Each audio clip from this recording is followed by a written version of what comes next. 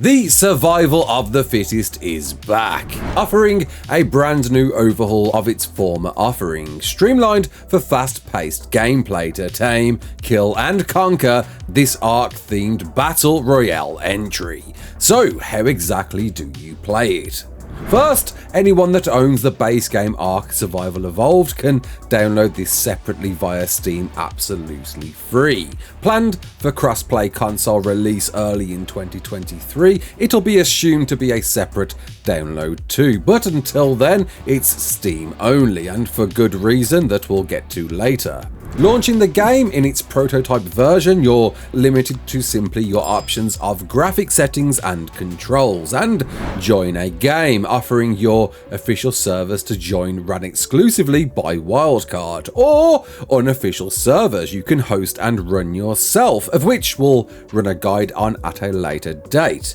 Currently, there's two different game options, solo or tribes of 4, with hopes to have duos and other options at a later date, all advising of their region location, allowing a better connection to your closest region and which are in progress or lobby to prepare for the next match. Joining any will take you through to the waiting area, allowing you to create a character of which you can customize to your heart's content and save a preset to load if you prefer a certain creation, labeling your survivor's name to enter the room. Whilst waiting for everyone to join and fill the lobby, you'll have the time to rename your tribe, create a flag that's assigned to all tamed dinos, wield scissors for a well-trimmed haircut, and paint yourself ready for war. Upon the game starting, you'll be entered into the map via the Quet's bus, ready to deploy from the skies and land at your chosen location. Available to review,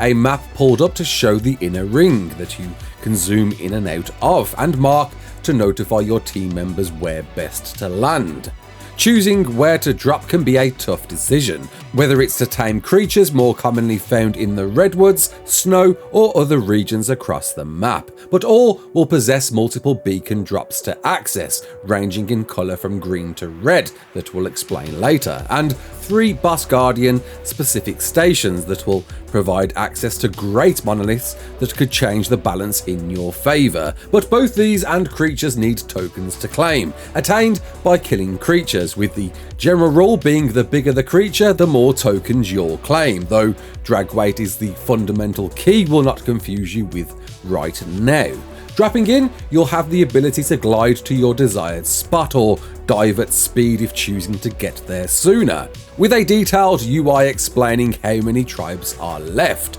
your kills, the direction you're facing, minimap, how long you have till the ring closes in, how many creatures you've tamed, and how many tokens you've accumulated. Along the bottom, you'll have your quantity of blood packs available, obtained from drops and used to heal up, your stamina meter, health meter, and armor equipped along with its rating, automatically improved to your best set with each drop obtained. On the ground, you have the ability to switch between first, third, or orbit camera to view your surroundings, ping new locations, creatures, or enemies to dictate distance, and be notified of the boss location distances, any drops recently picked up by enemy players, or anyone recently killed nearby to be aware of your surroundings. Your first objective is to grab a drop, and as said, colours dictate a rough idea of what you'll obtain. All drops have the chance to drop blood packs and resources, of which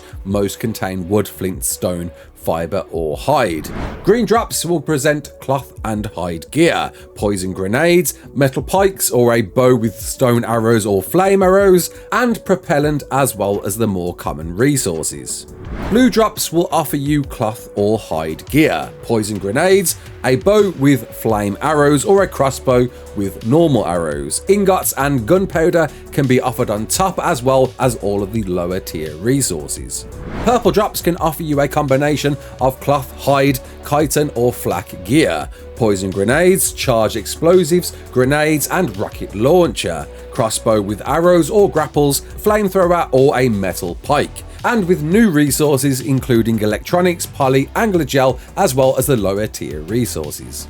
Red drops, being the best of the lot, can offer you either chitin or flak gear, grenades, C4 or rocket launchers, compound bows, flamethrowers or cattle prods, and tend to have a higher yield of all resources. As mentioned before, the better quality armor collected will automatically replace your current armor, and all weapons can be accessed via your inventory button, allowing you to equip your desired gear, cycle to its comparative choice, and craft ammo for that weapon with the resources obtained, which you can craft on the fly by holding down the reload button.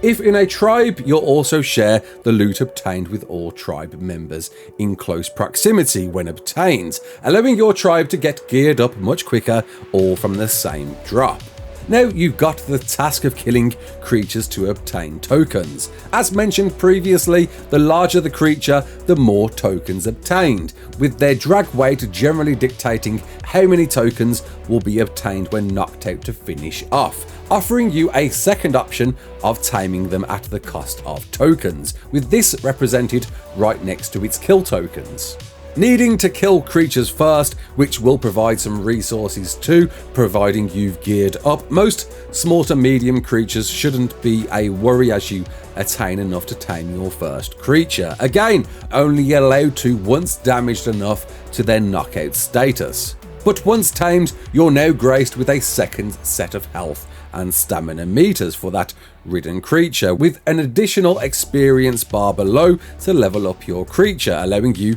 to reach up to tier 3, and each tier drastically improving your creature's statistics, gained by either killing creatures or by spending dino tokens via a new pinwheel to reach each tier quicker, also used to heal your creature or convert it to tokens should you need to, leaving you the choice to farm tokens to tame more creatures within that time limit, or focus on leveling your current tames, or spending a huge amount on claiming one of the Guardian bosses, an instant tier 3 to grant you overwhelming health and damage from the off. With each time limit reached notified under the mini-map, the ring will decrease tighter and tighter, damaging anything outside, forcing you closer and closer to your rivals to use your weapons and creatures attained to overcome and beat to become the last tribe standing.